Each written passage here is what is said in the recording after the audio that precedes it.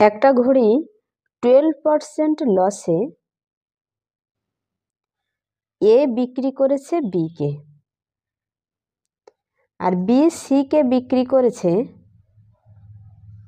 12.5% প্রফিটে।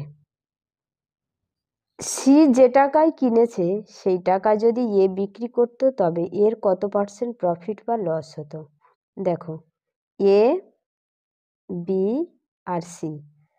A B কে বিক্রি করেছে, B C K বিক্রি করেছে, মানে এর বিক্রয় মূল্য বির ক্রয় মূল্য, বির বিক্রয় মূল্য সির ক্রয় মূল্য।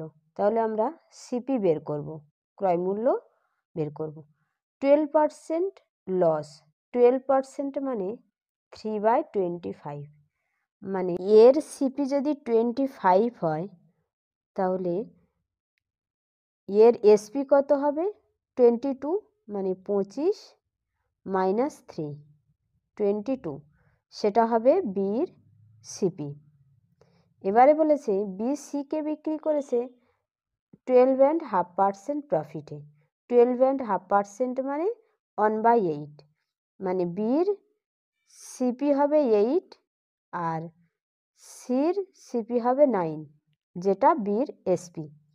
এটা সমান হবে, সমান করতে গেলে এখানে 11 দিয়ে গুণ, এখানে 4 দিয়ে গুণ। এখানে 11 হয়েছে মানে এখানে 11 গুণ করতে, এখানেও 4 গুণ করতে হবে।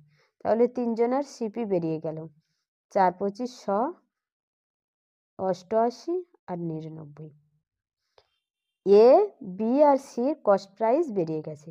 এবারে বলেছে যে টাকায় সি কিনেছে সেই টাকায় যদি এ বিক্রি করে, তার মানে কি এর কস্ট প্রাইস 100 আছে আর সেলিং প্রাইস যদি 99 হয় তবে লস হয়েছে কত 1, 100-র উপরে 1, তার মানে 1%। 1% অ্যান্সার।